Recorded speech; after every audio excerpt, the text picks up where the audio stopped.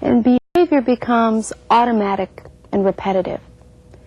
In contrast, key qualities of a mindful state include creation of new categories, openness to new information, and awareness of more than one perspective.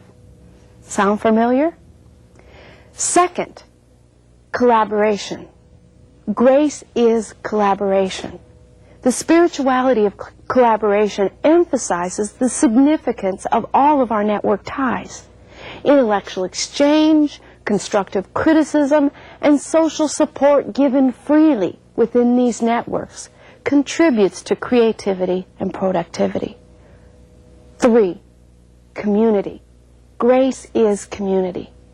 Grace contributes to a sense of shared community and a connectedness.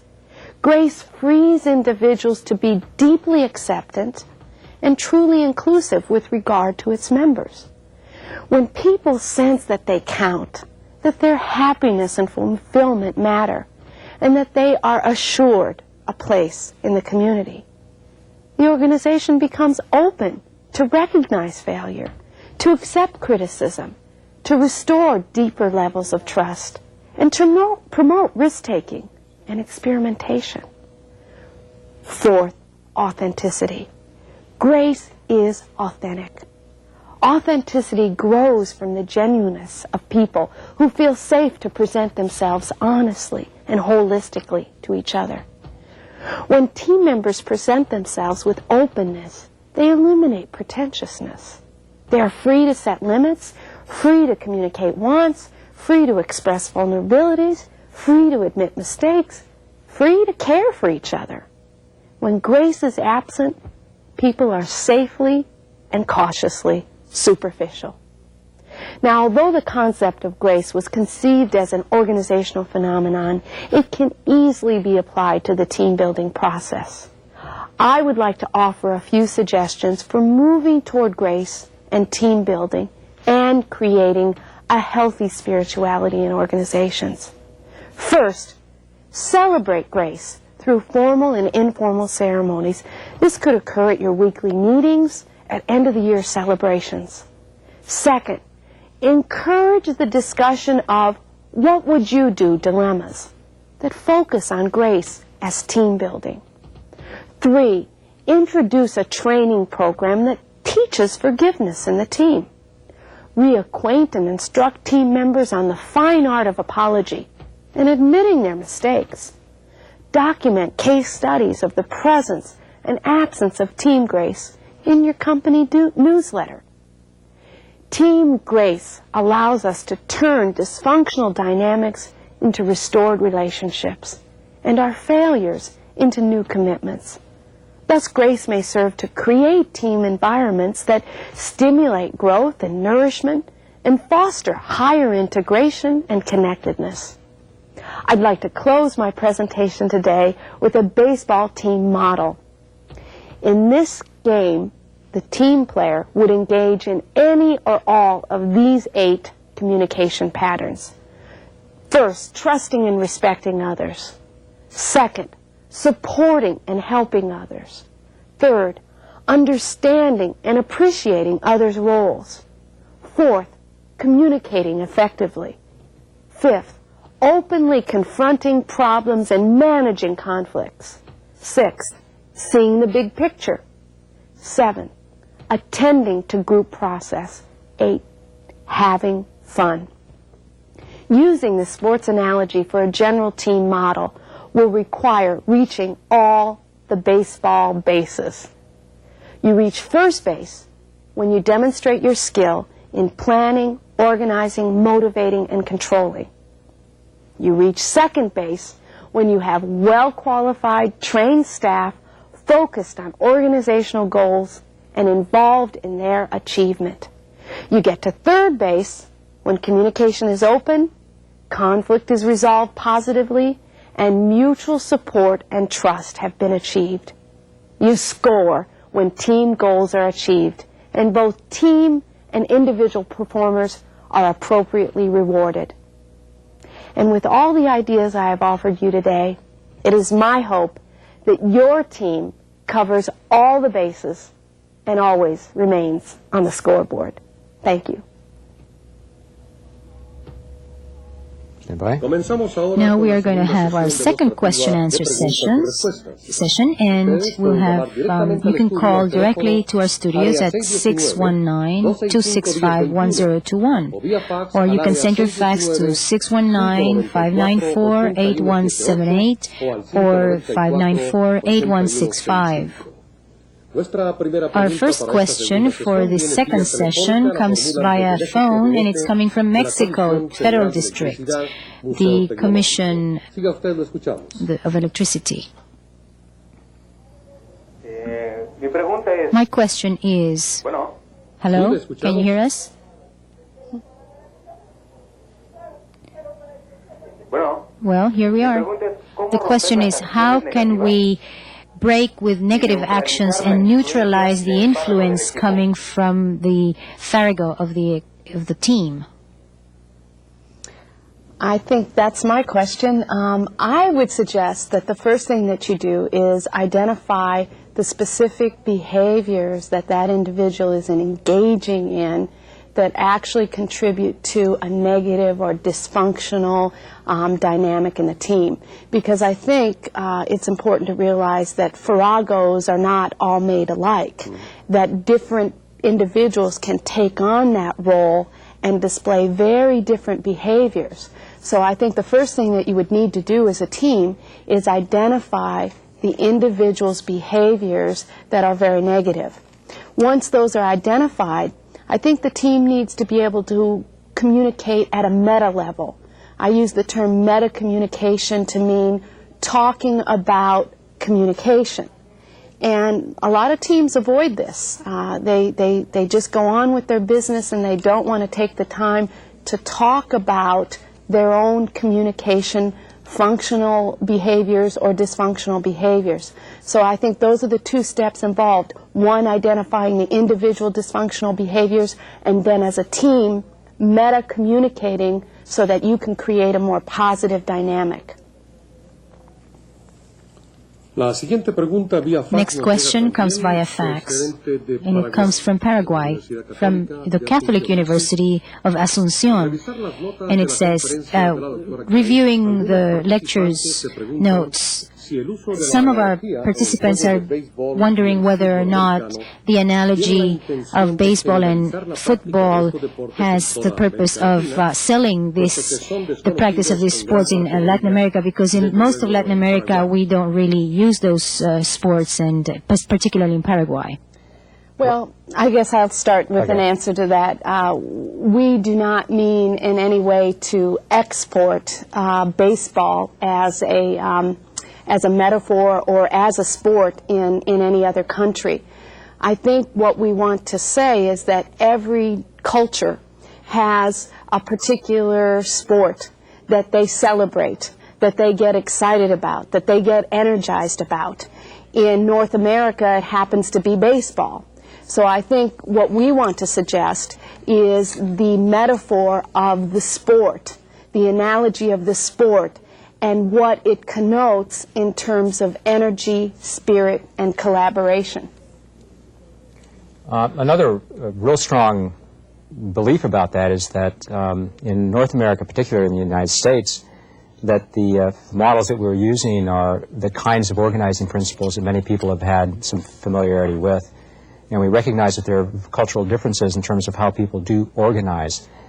But the metaphors we use primarily to give people an idea of how people work together, how they structure work, the kind of training that they need, the kind of interaction that they need, the communication that they have to follow through with. And we found that in South America, and Central America, and Mexico, baseball and basketball and soccer sometimes have the same kind of structural things to it. Very independent individuals moving around, working together in order to score. And essentially that's how they work, very fast-paced, and you can organize work around systems like that. And that's what the metaphors were primarily for. Another question coming by phone from Orizaba from the Technological Institute. Go ahead.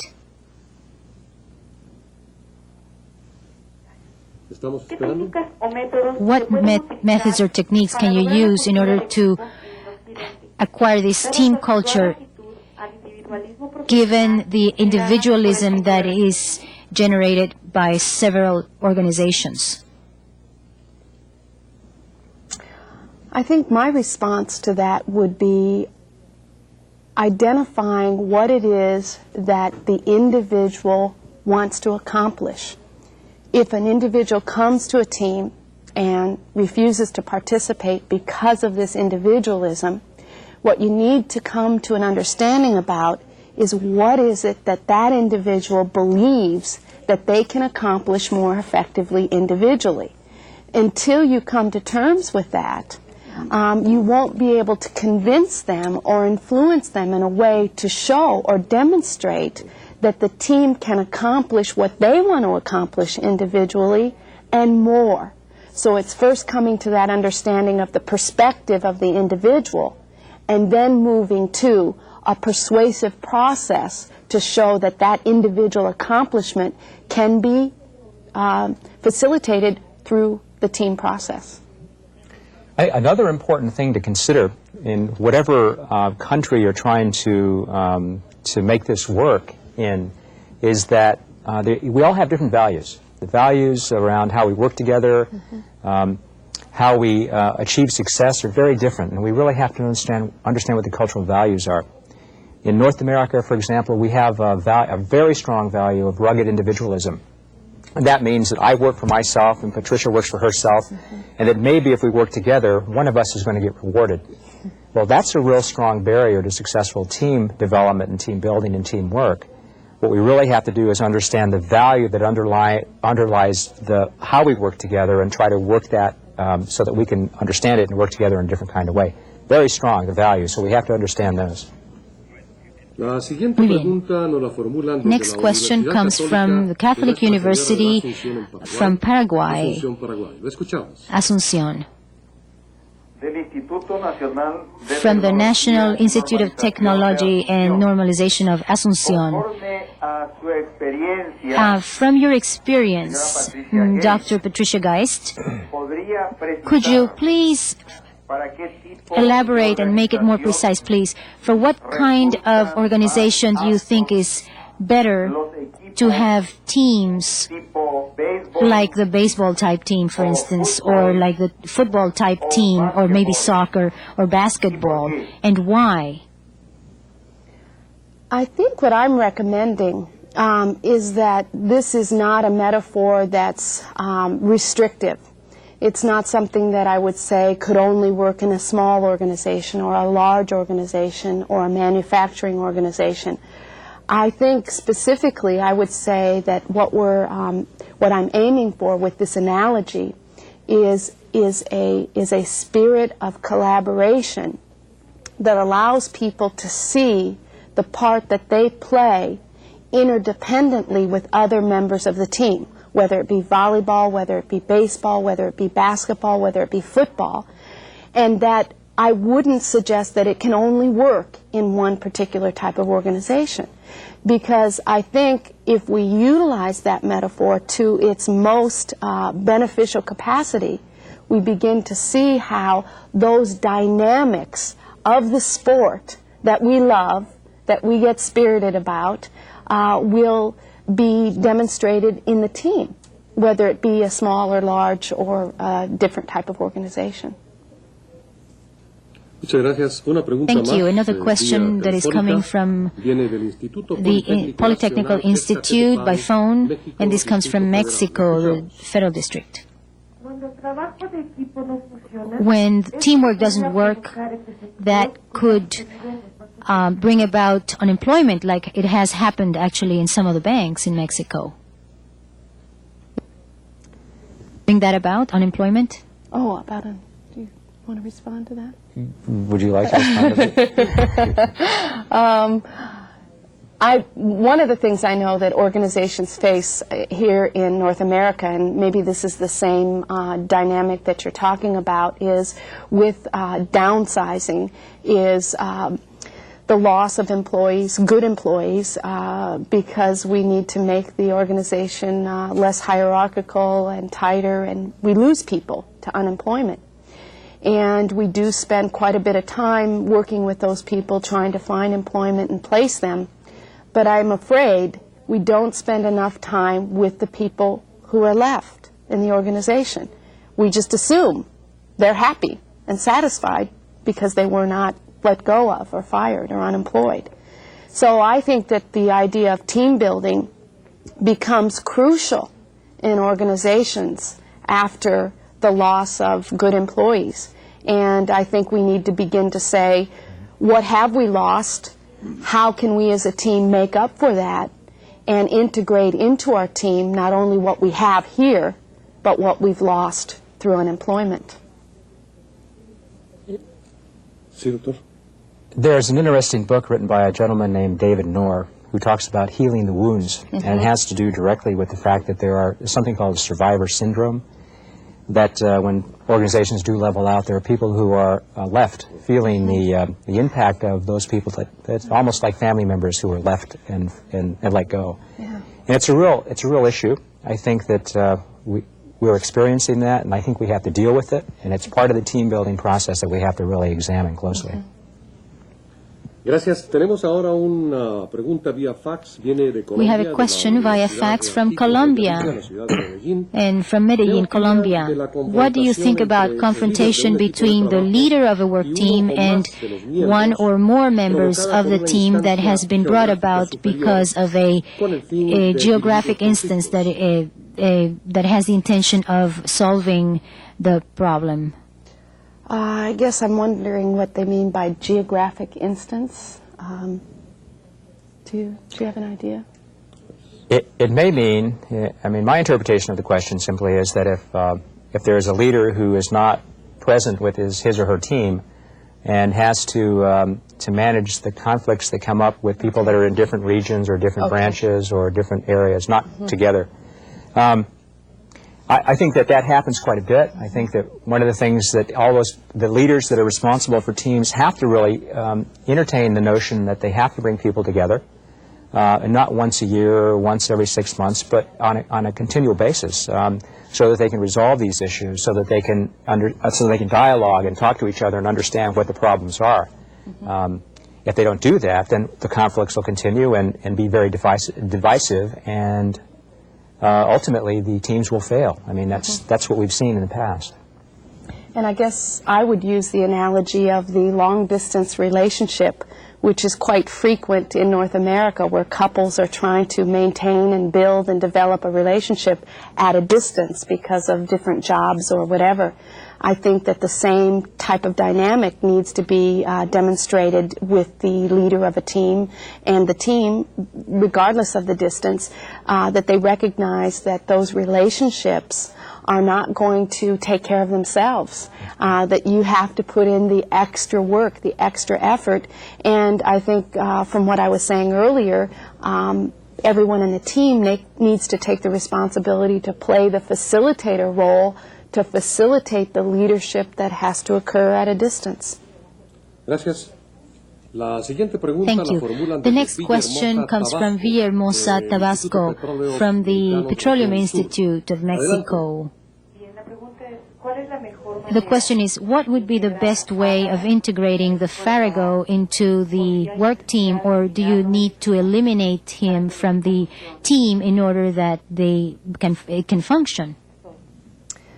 That's a good question, and I think we see the Farrago quite frequently to some lesser and greater degrees. You cannot just simply eliminate the Farrago. That's the most tempting solution. Get rid of this person and everything will be fine. But as I pointed out earlier, there is a team dynamic that develops around the Farrago that sets into place some system dynamics that don't change just by taking one member out. So what you have to do is go back to this notion of meta-communicating so that the group becomes aware of what behaviors do contribute to this dysfunctional dynamic. And the team has to be willing to do this communication And again, it's difficult, but I think once you develop a way of teaching people how to communicate about communication, and you engage in it on a day-to-day basis, it becomes a habit, so that people don't let much time go by with the dysfunctional behaviors setting deeply into the group. They stay more at the surface, and they deal with them. And they're able to, I guess what you might say, catch them before they become too deeply ingrained into habitual behavior. We have another question coming from Toluca in Mexico, and it's coming from the Technological Institute, Toluca. Talking about organizational sympathy, you mentioned a training program that teaches to forgive at work. Can you explain a little bit more about that? Forgiveness. How many of you in the last week have had to forgive or had to make an apology? I think a week doesn't go by that we don't have to do that, and it's not easy. It's not easy. It's not easy to forgive, and it's not easy to accept apologies. But it is something that I believe we all need to develop individually, and we need to practice it as team members. I think forgiveness, if we view forgiveness as an action or a practice that really sets us free, that lets us let go of something that's occurred in the group that didn't feel good, that was dysfunctional, that was problematic, forgiveness sets us free. So I think there's two issues here. One, the product of being free from that dysfunctional behavior, but two, learning how to engage in forgiveness, do it on a regular basis, and make it a habitual part of what we do as a team. Gracias, doctora. Thank you. We have another question from the university, the Autonomous University from La Paz, Baja California. This is more than a question, it's rather a suggestion about motivation techniques and learning techniques for a group that has been formally defined within a structural organization can learn to work in teams. There was just a comment. Okay. Well, I think that the whole idea about motivation is important, that we do have to find out what teams are motivated by, not only internally but externally, and what kind of rewards that people need. As the leadership of an organization, it's very important to find out what people are going to be able to work for, whether they're working independently or whether they're working with unions or whether they're working with other kinds of structures within the employment process. The key factor around teams is that it gives people the opportunity to be self-motivated. And I think that's a very key concept that we have to consider when we're doing teamwork, self-motivation by individuals and groups. And I'd just like to add to that, self-motivation doesn't come from the other. Too often we assume that if we are passionate about our goals as leaders or supervisors, we give those to the team and they will be self-motivated by our goals and our objectives. And I think it has to work the other way around, where we become aware of what motivates the individuals, we learn about those motivations, and we translate those into team goals. La siguiente pregunta nos la formulan del Comité Federal de Electricidad. From the Federal Committee of Electricity from Jalisco, Guadalajara, Mexico. The question is, what is the adequate procedure without creating conflict in order to prevent the decisions being imposed from the group when the group has been created democratically, and how to approach the heterogeneous group problems? Well, I think one of the things about working in teams is that if there are issues that people come up with, then if the team decides based on however the decision process that they use, if they do come up with a consensus decision, for example, that process gives people an opportunity to contribute, to work together, and to Gracias, doctor. Se nos ha acabado el tiempo, lamentablemente. Esperamos que our time is up now, and we hope that this conference that you have enjoyed this conference. We will continue to offer you similar video conferences, and we will come back next July, and we will continue to broadcast programs on global competitiveness and innovating management systems. And Just in Time video conference will take place on July 7. I would also like to invite you to our first program of the series on instructional technologies, which will be aired on June 2nd. During this teleconference, our guests will present concepts, guidelines, and practical aspects so that any executive officer or professional interested can better understand the potential of these media, thus evaluating the practical applications in the workplace.